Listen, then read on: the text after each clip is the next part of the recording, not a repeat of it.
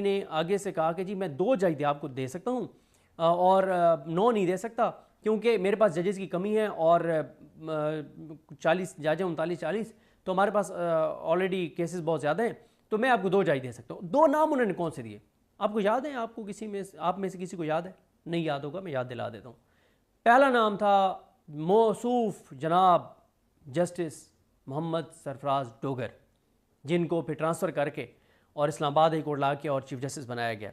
और ये मतलब कितने खुश नसीब और कितने पाकिस्तान की अदालती तारीख के बड़े जजेस में से एक जज हैं सरफराज डोगर के 40 जजों में से पहले नंबर का जो नाम देते हैं अमीर भट्टी, वो सरफराज डोगर का देते हैं।